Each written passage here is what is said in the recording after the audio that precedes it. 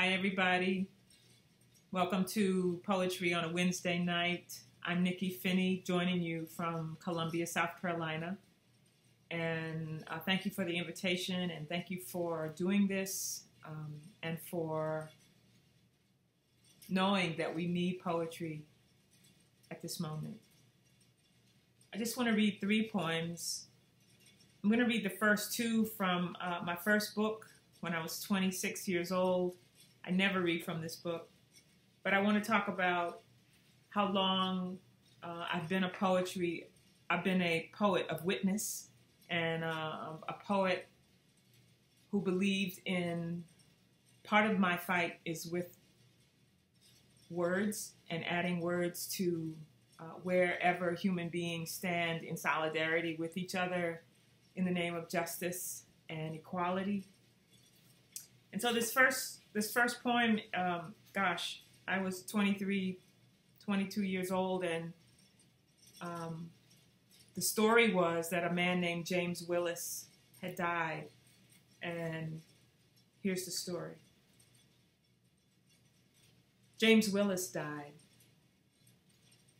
Their flashing lights and sirened sounds don't save everyone. Their block-long trucks and spotted dogs don't douse or bark just any fire out. Their laddered men don't lie against just any wall to lift just any child free. Some tires and people hesitate on unpaved, no sidewalk, but it's not on our map streets. They miss picking us up, putting it out, saving us, pass right by. Don't even know we're there. The unzoned, with no districts or lines of demarcation, we live too far out, stay too far in, look and act too much alike, aren't where we're supposed to be, yet we're where they put us. On short, potholed avenues that we renamed for kings and dukes and baseball diamonds and great black hopes. They take their time as if we don't hurt as much, bleed as red, die as quick. By the time they've come, we've run for the oxygen jars that line our cellar shelves, alongside the peach and fig preserves, and made tall ladders from our hair. I was 23 or 24 years old when I first wrote that. And the second one from the same book was something else that I read about in the newspaper. You ask how long Black people have been dying in the streets, unprotected and hunted, and all of my life and before.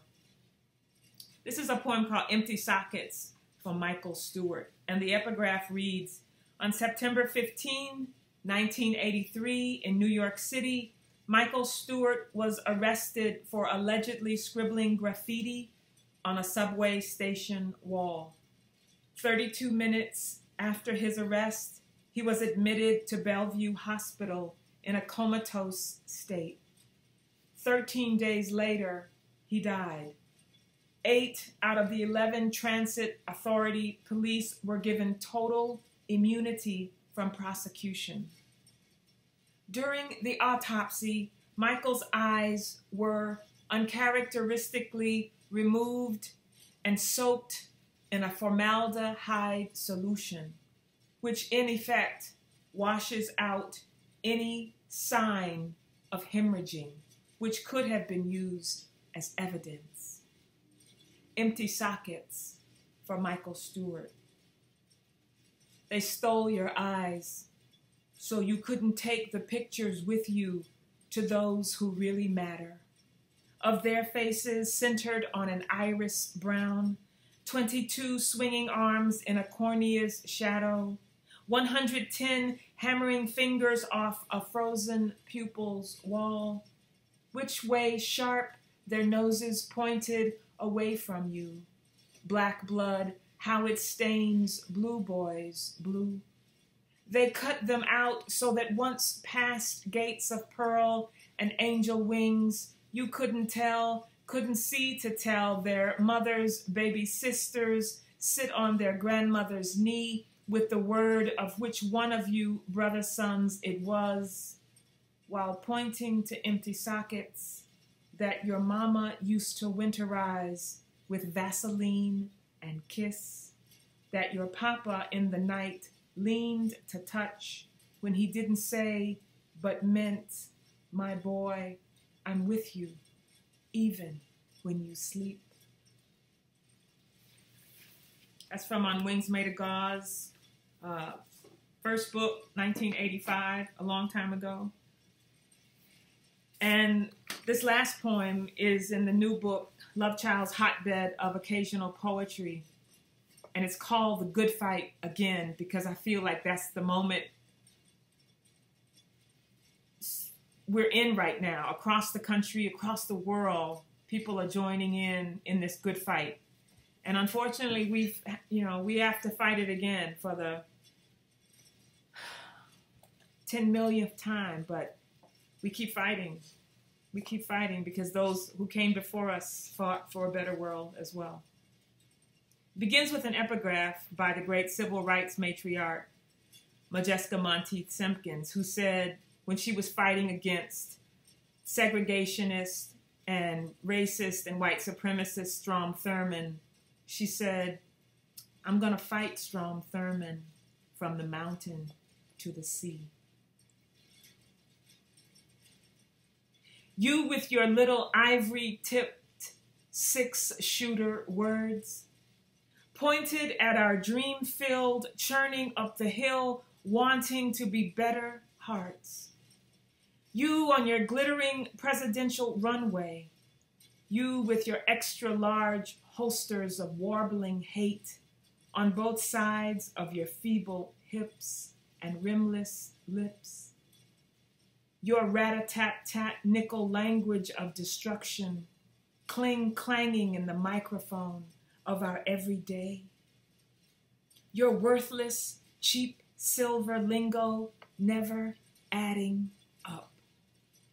Bulldozing and belittling how far we've come, while pouring your imported gasoline on our hot under-the-collar fears.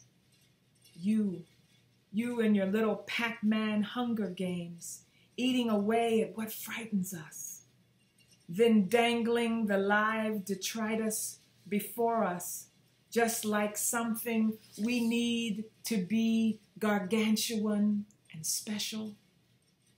You and your titanic private jets of hatred, pointed at all who do not share your shock of thinning blonde hair, you rising and falling, a hot air balloon of unwonder, floating above us, raining down on us, never, ever looking us in the eye, tucking dynamite near our homesteads, our heart forts, our bald eagles, our wheat fields, the heartwood of our cities, our migrations forward. You with your trusty little band of loud, pointless aggressives, a rising river of believers threatening us by memorizing together all the architectural arpeggio low notes of I'll build me a wall. Your camfered bird-size heart.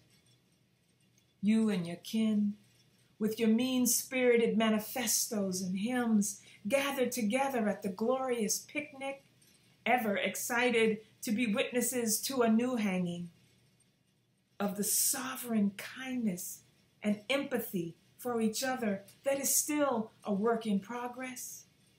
You and your kind, standing around for the great photo shoot and then the mailing out of the bloody postcard with "Wish you were here" scribbled on the back, all while pointing up to the still swaying branches of all that remains of what was once a human being.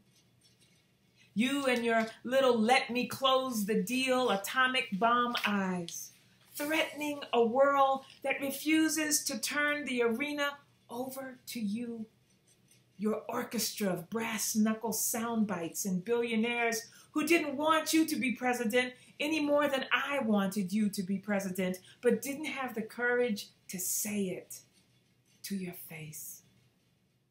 What a worn-out scarecrow of a fearmonger you are, standing at droopy attention, on momentary display, all primless and prominent in the middle of our sacred sunflowered field, wearing the same scary, puzzled look as you loudly ask the presidential parade organizers, "Can I have a tank? Can I have a tank in the parade? Please, I really want a tank." It eventually takes someone from the past administration whispering that a tank would be very inappropriate. Those who put you where they put you wait with unspoken worry, refusing to believe in one more environmental protection order, one more solar windmill turning on the plains, on the parkland, or one more black president with beautiful Muslim name, one more black woman FLOTUS with South Side Arm E muscles. Your true believers are loud and proud in their election joy. You aren't a new kind of man. Your kind of man has been brightly marching across our sweet yet-to-be United States with spiked shoes for many generations, with stink bombs and 1% shrapnel strapped to AM radios, kicking and poking every newly inflated, hopeful thing we ever dragged to the yet-to-be finished finish line. You and your red rooster pompadour, making your living by strutting into the yard and looking for the wounded or the weary to peck to death before flying back up to your penthouse perch to preen. You with your pompous walk, your empty silk pockets, spouting your latest disregard. Oh, look at my African American there. Look there. That's my African American. Your extended breath holding my in the air as if, surprise, surprise, you happen to look up from your notes into the crowd, only to find one of your exotic dolls escaped from the big house, no longer polishing the silver as told, but in the front yard at your afternoon rally, cheering you on alongside others, clinging to your shiny exterior with eyes so exquisitely wounded with disregard from 400 years of tender, constant pummeling that they are unable to speak the difference between a slap in the face and a slap on the back. You bereft and disingenuous lying addict of TV lights, prisoner of narcissism and all the toys of war. You ace student of the quip and inventor of the bully high bar. You small-minded, new old stock character of this, our sweet living time. In the tradition of other Southern women, I say, I will fight you. I will fight who you say you are, from the mountain to the sea. This is Nikky Finney, joining you on a beautiful Wednesday fight night, full of poetry, full of witness, full of hope for a better day. Thank you.